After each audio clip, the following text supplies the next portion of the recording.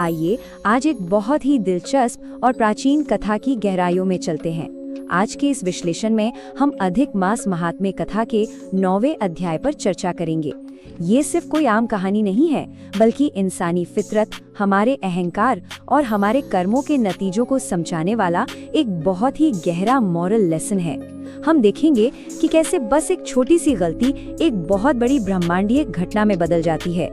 इस कथा को अच्छे से समझने के लिए हम इसे कुछ इस तरह से कवर करेंगे। पहले हम इस कथा की पृष्ठभूमि देखेंगे, फिर उस कन्या का अहंकार, उसके अपमान का क्या भारी नतीजा निकला, भगवान शिव की उसकी कठोर तपस्या, उसे मिला वो अजीब सा वरदान और आखिर में इसके पीछे छिपे गहरे नैतिक पाठ। तो चलिए सबसे पहले शुरुआत करते हैं इस कथा की पृष्ठभूमि से। अब पूरी कहानी का घटनाक्रम कुछ इस तरह से चलता है। मेधावी ऋषि की एक कन्या है जो अपने पिता के निधन के बाद बहुत गहरे शोक में डूबी है। तभी वहाँ बेहद गुस्सैल स्वभाव वाले दुर्वासा मुनि आते हैं। कहानी में असली ट्विस्ट तब आता है जब वो कन्या एक बेहद पवित्र महीने का अपमान कर देती है। इसके बाद वो 9000 सालों तक कठोर तपस्या करती है और फाइनली भगवान शिव से उसे एक वरदान मिलता है। यही पूरी टाइमलाइन हमारे आज के इस विश्लेषण का आधार है। बढ़ते हैं दूसरे भाग की तरफ, जहां हम देखेंगे उस कन्या का अहंकार और वो दुर्भाग्यपूर्ण मुलाकात। तो होता क्या है कि दुर्वासा मुनि उस कन्या की सेवा से बहुत खुश होते हैं और उसके दुख को दूर करने का एक उपाय बताते हैं। वो कहते हैं कि आने वाला पुरुषोत्तम मास बहुत शक्तिशाली है। जरा सोचिए, वो बताते हैं कि इस महीने में सिर्फ एक बार स्नान करने से जो पुण्य मिलता है वो गंगा में 12000 सालों तक स्नान करने के बराबर है। विष्णु जी का ये प्रिय महीना उस कन्या के सारे दुखों को खत्म करने की चाबी था। लेकिन कन्या का रिएक्शन बिल्कुल उल्टा था। कृतज्ञ होने के बजाय उसका आध्यात्मिक अहंकार सामने आ गया। वो बहुत क्रोधित हो गई और उसने पुरुषोत्तम मास को मलमास कहकर उसका सीधा अपमान कर दिया। उसका तर्क था कि जिस महीने में सूर्य की संक्रांति ही नहीं होती, वो बाकी महीनों से श्रेष्ठ कैसे हो सकता है। यहीं पर अज्ञानता का ज्ञान से सीधा टकराव होता है। अब आते हैं तीसरे भाग पर, इस घोर अपमान का भार और अहंकार के अपरिहार्य नतीजे। जाहिर सी बात है, इतने पवित्र मास का ऐसा कटु अपमान सुनकर दुर्वासा मुनि भड़क गए। क्रोध से उनकी आंखें लाल हो गई। लेकिन यहाँ ध्यान देने वाली बात मुनि का संयम है। कन्या के पिता से उनकी मित्रता थी, इसलिए उन्होंने उसे भस्म तो नहीं किया, लेकिन उन्होंने एक बहुत स्पष्ट चेतावनी दी। उन्होंने कहा कि ब्रह्मांड के नियम अटल हैं। पुरुषोत्तम मास का अपमान करने का जो भयंकर परिणाम है वो उससे भुगतना ही पड़ेगा। और ये कोई ख्याली पुलाव नहीं था। इस अपमान का असर तुरंत दिखा। उसी पल उस कन्या ने अपनी सारी शारीरिक चमक और अपना तेज खो दिया। बाहर से उसका ये पतन असल में उसके अंदर के आध्यात्मिक पतन का एक सीधा विजुअल सबूत था।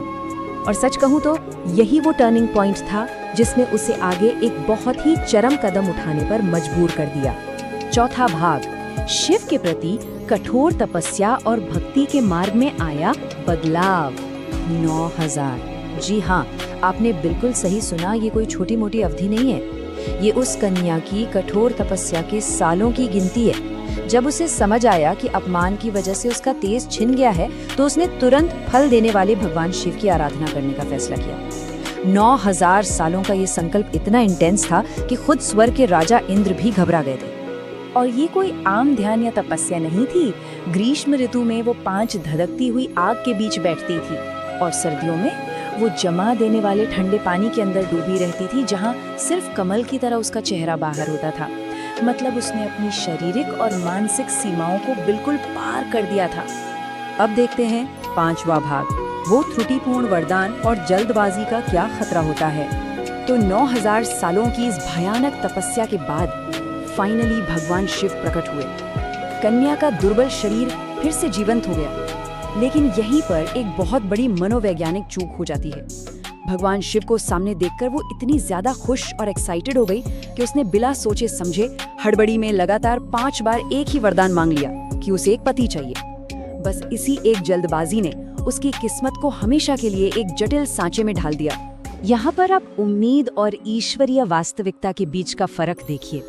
कन्या असल में क्या चाहती थी कि उसका अकेलापन दूर हो जाए और उसे एक पति मिल जाए। लेकिन क्योंकि उसने हड़बड़ी में पति शब्द 5 बार बोला था, भगवान शिव ने भी उसे बिल्कुल शाब्दिक रूप से लिया। उन्होंने तय कर दिया कि अगले जन्म में उसके ठीक 5 पति होंगे। ये ब्रह्मांडीय नियमों के बिल्कुल लिटरली काम करने का एक परफेक्ट उदाहरण है। वरदान मिलते ही कन्या को तुरंत अपनी गलती का एहसास हो गया। उसने तुरंत आपत्ति जताई कि एक स्त्री का तो एक ही पति होता है, 5 नहीं। लेकिन तब तक बहुत देर हो चुकी थी। इससे हमें पता चलता है कि ईश्वरीय व्यवस्था कितनी सटीक होती है। एक बार जो शब्द आपके मुंह से निकल गए सो निकल गए, वही ब्रह्मांड का नियम बन जाते हैं। और अब हमारा छठा और आखिरी भाग, इन घटनाओं के पीछे के नैतिक पाठ और ब्रह्मांडीय संतुलन। इस पूरी कथा का जो सबसे मुख्य सार है वो एक कॉस्मिक या थियोलॉजिकल बैलेंस में छिपा है। एक तरफ देखिए उसकी भारी भूल को, उसने दुर्वासा मुनि और भगवान विष्णु के पवित्र मास का घोर अपमान किया, और दूसरी तरफ है उसका महान गुण, भगवान शिव के प्रति उसकी 9000 सालों की अटूट भक्ति। यहाँ जो बात सबसे ज्यादा सीखने वाली है वो ये कि आपकी किसी एक भगवान के प्रति कितनी भी कठोर तपस्या क्यों न हो, वो किसी दूसरे भगवान या पवित्र चीज के अपमान को कैंसल आउट नहीं कर सकती। शिव जी ने भी अंत में उसे बिल्कुल यही लॉजिक समझाया। उन्होंने कहा कि बोले गए शब्द वापस नहीं लिए जा सकते, इसलिए 5 पतियों का वरदान तो अटल है। साथ ही उन्होंने ये भी साफ कर दिया कि दुर्वासा मुनि का अपमान करना खुद शिव का अपमान करने जैसा ही है, और पुरुषोत्तम मास की निंदा की है तो कष्ट तो भोगना ही पड़ेगा। मतलब उसकी हजारों सालों की वो महान तपस्या भी उसे उसके पुराने अहंकार और अज्ञानता की सजा से बचा नहीं पाई। तो इस पूरे विश्लेषण को समेटते हुए ये कथा हमारे सामने एक बहुत ही गहरा सवाल छोड़ जाती है। क्या किसी एक रास्ते या एक भगवान के प्रति हमारी अपार भक्ति हमें दूसरों का अपमान करने का लाइसेंस दे देती है, या फिर ये ब्रह्मांडीय न्याय हमसे हर हाल में पूर्ण विनम्रता और हर किसी के प्रति सम्मान की मांग करता है? जरा इस बारे में सोचिएगा। आज के इस विश्लेषण में हमारे साथ जुड़ने के लिए आपका बहुत बहुत धन्यवाद।